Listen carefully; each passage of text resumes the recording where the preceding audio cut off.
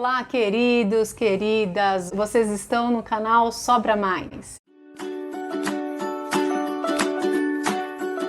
É isso aí, é o canal voltado para te ajudar e te orientar com relação ao planejamento financeiro. É te dar todas as dicas aqui do que fazer nos tempos difíceis, como são os tempos que a gente tem vivido hoje, com relação a investimentos, quais são os investimentos, tirar sua dúvida com relação a tudo que diz respeito ao planejamento financeiro. Meu nome é Michele Mello, eu tenho mais de 20 anos de história e de carreira no mercado financeiro, já passei por várias áreas, desde renegociação de dívidas até áreas voltadas ao atendimento de grandes investidores, e eu estou aqui agora com o objetivo de te ajudar. Tive aí uma demanda por parte de colegas e amigos com relação à orientação financeira, né? O que fazer não só com relação aos melhores investimentos, mas também nesses tempos de dificuldade, dívidas, renegociação de dívidas e etc. Então eu me dispus a abrir um canal, um espaço, para que não só as pessoas mais próximas pudessem ter isso, ter essa informação, mas você também que está aí me assistindo, tá? Tenho toda a formação, academicamente falando, necessária para estar aqui falando com vocês, além de respaldo em várias certificações, inclusive de planejamento financeiro, para estar aqui com vocês, tá bom? A gente tem também por objetivo dar uma orientação mais respaldada, né, com informações mais técnicas, informações fundamentadas, embasada, né, não só de teoria, né, a gente vai ter argumentos, mas não só embasando aqui com teorias, mas também com vivência e prática ao longo desses 20 anos. A gente vê aí na internet muita orientação, boa parte delas de boa fé, mas de pessoas que não têm a menor vivência ou uma formação acadêmica necessária para te orientar. Então eu resolvi aqui abrir esse canal, abrir esse espaço para te dar essa mão e te dar essa força, tá bom? Então vamos lá. O que fazer com os boletos nesse tempo de pandemia, nesse tempo de isolamento social? Pois é, o boleto não deixa de chegar, ele continua batendo a sua porta e eu vou dizer logo de cara que se você não encarar ele de frente, um problema que tem um tamanho hoje, ele vai ter um tamanho muito maior amanhã. Hoje ele tem um tamanho que você consegue encarar ele de frente, mas amanhã será que você vai conseguir? Será que esse problema pequeno não vai se tornar um gigante? Então aí vai a primeira dica, encare o problema de frente, não é verdade? Enquanto você deixar o seu boleto ali, não abrir ele, deixar ele escondidinho em cima da geladeira ou num porta-correspondência ou numa mesa de escritório ou escondidinho dentro da tua bolsa, enfim, em algum lugar que você já tenha por hábito deixar suas contas e evitar usar ou passar por aquele lugar, enquanto você fizer isso, o problema ele vai crescendo. Então a primeira dica é encare o problema de frente. É isso aí. Tenha noção e ciência da realidade que você está vivendo hoje. E saber que essa realidade não é só apenas para você que está aí me assistindo, é do seu vizinho, alguém que está lá na Europa, claro, com situações historicamente diferentes que a gente vive aqui no Brasil, mas é lá do americano, que estava empregado até ontem e hoje está desempregado. É uma situação e um problema global. Assim como você sabe, problema financeiro, né, globalizado, assim como você tem vivido isso, o seu credor também sabe que as pessoas têm tido dificuldade e talvez ele também esteja tendo dificuldade com os credores dele. Então é importante a gente ir em busca de uma renegociação. Então, primeira dica é encare o problema de frente. Tenha ideia e noção de qual é a sua situação. E a segunda dica é busque uma maneira de renegociar essas dívidas. Michele, mas como é que eu vou fazer para renegociar? Primeira coisa, se você tem um credor ou uma pessoa, de repente uma pessoa física para quem você está devendo, pega o telefone e liga para ela agora. Liga, explica a situação, não vai ser uma novidade, tenho certeza disso, é só ligar em qualquer telejornal, a gente já sabe disso, que o país está enfrentando essa dificuldade.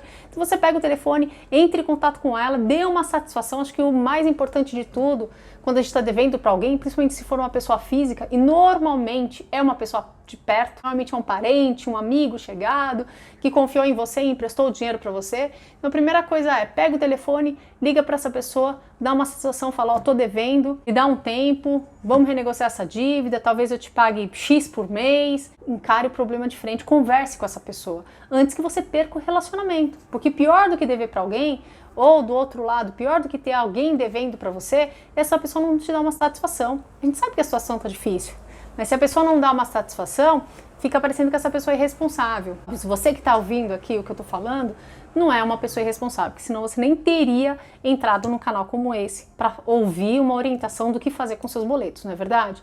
Então entre em contato se é pessoa física. Se for uma pessoa jurídica, uma loja ou um banco, tente fazer uma renegociação com eles também. Não deixe para depois. Mas fazer uma renegociação não é se submeter a qualquer condição de pagamento, não é verdade? Porque você pode deixar isso para fazer isso hoje e aí você resolve um problema de curto prazo, você resolve um problema de hoje. E se você não fizer uma boa negociação, isso vai virar um problema grande amanhã. E amanhã é o dia, é o tempo no futuro em que a gente espera que as coisas estejam resolvidas. É a volta da normalidade quando a gente vai buscar de novo os nossos sonhos. Então, se você jogar o problema para amanhã, ao invés de você buscar conquistar os seus sonhos, os seus objetivos, a sua realização de patrimônio pessoal e etc., você vai estar lá carregando um problema, um fardo que já era para você ter resolvido. Então, faça boas renegociações. Como é que você faz boas renegociações? É negociar a taxa de juros e a condição de pagamento. É isso aí. Negocie uma boa taxa de juros. Hoje no país a gente tem uma taxa de juros, segundo especialistas, tem espaço, eu também acho que tem espaço para caminhar para uma taxa de juros mais baixa, mas isso quem define é o Copom, é o Comitê de Política Monetária, que é a reunião ali de alguns diretores do Banco Central que define, que conduz a política monetária, conduz o rumo da taxa de juros no Brasil. Dado que a gente está com um momento de mercado com uma taxa de juros muito baixa, é importante saber e entender que os bancos estão caminhando para uma mesma direção. Não negociando taxas de juros na ordem de 3%, acho difícil, mas com uma taxa de juros muito menor do que as taxas que eram praticadas há 1 mês, 2, 3 meses atrás. Então é importante você cotar. Não só no banco onde você está devendo, mas em outros bancos também. Então você entra em contato com o banco, faça uma simulação de taxa de juros e qual o prazo que eles permitiriam você renegociar essa dívida e faça com outros bancos também. Para isso é muito fácil. Tem uma série de bancos aí pela internet que você consegue fazer essas cotações, bancos mais conhecidos, bancos maiores, bancos menores também, cooperativas, de crédito, que você consegue buscar aí uma boa condição de taxa. Antes de fazer, e aí vai a dica número 3, antes de fazer essa negociação, é importante você fazer um balanço de quanto você está devendo, só o que você deixou de pagar, o que já está em atraso, mas o que de fato vai atrasar também.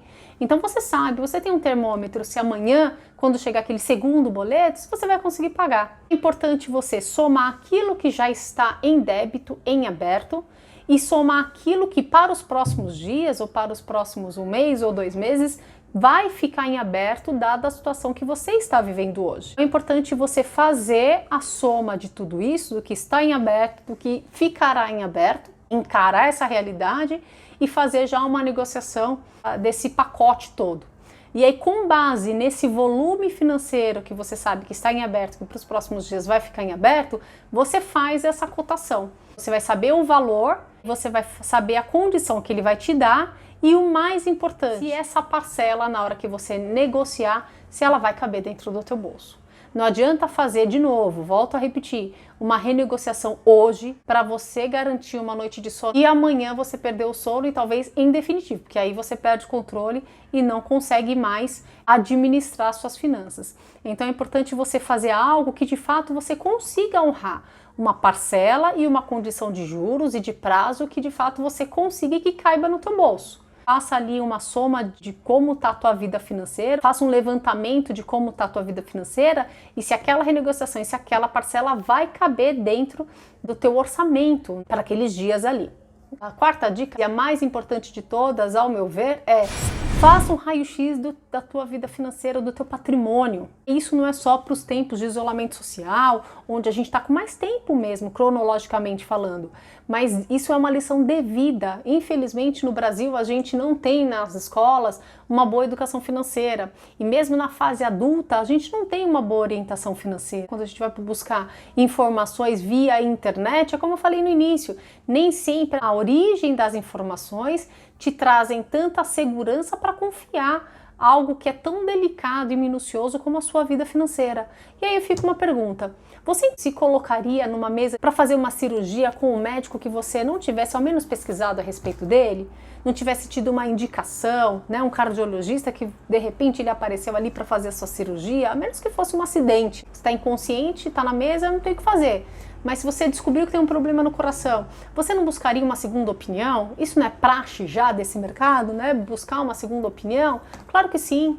E se você, além de tudo, tivesse que fazer uma cirurgia do coração e um dentista, é isso aí, um dentista oferecesse para fazer essa cirurgia para você, falar: olha, eu sou da área da saúde, eu sou dentista, mas eu posso te ajudar, eu posso fazer essa cirurgia, eu entendo um pouco de coração. Na minha fase acadêmica, na faculdade, eu aprendi um pouco do que são artérias, etc. Eu consigo te ajudar.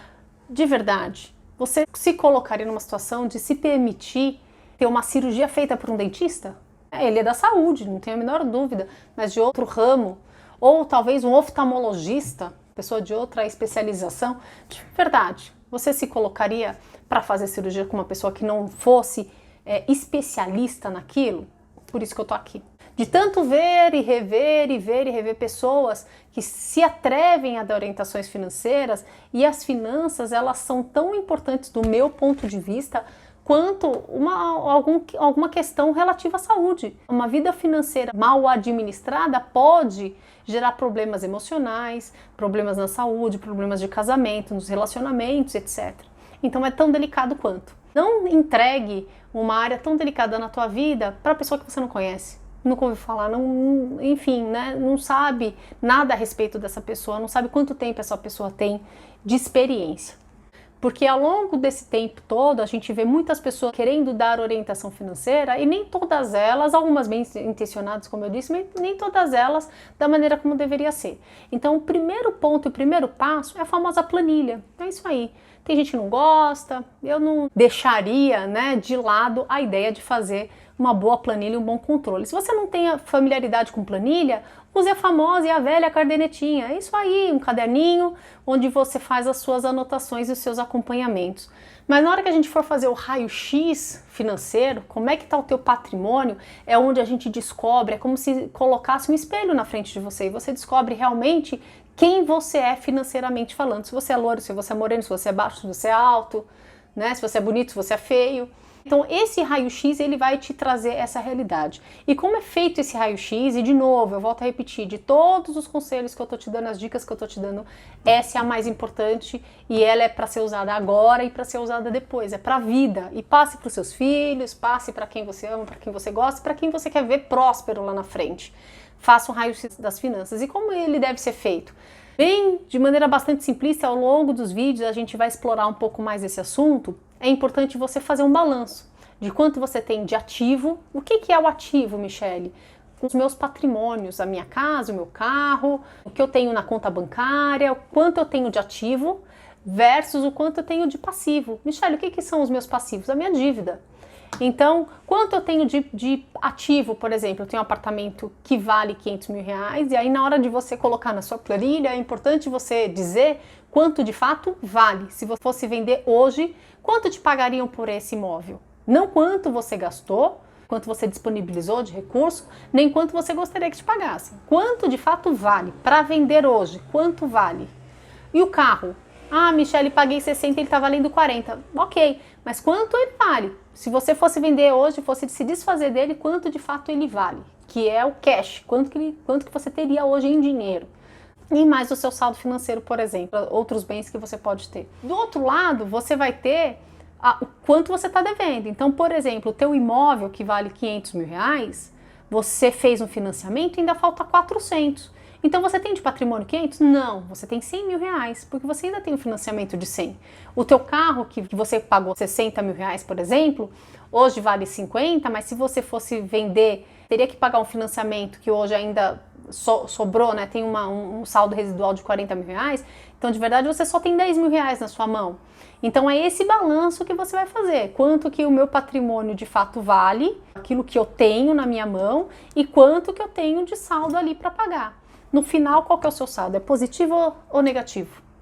Infelizmente, quando você for fazer esse balanço, eu tenho certeza absoluta que muitas pessoas que estão vendo esse vídeo vão se deparar com uma situação e vai tomar um susto. Uma situação que nunca imaginou.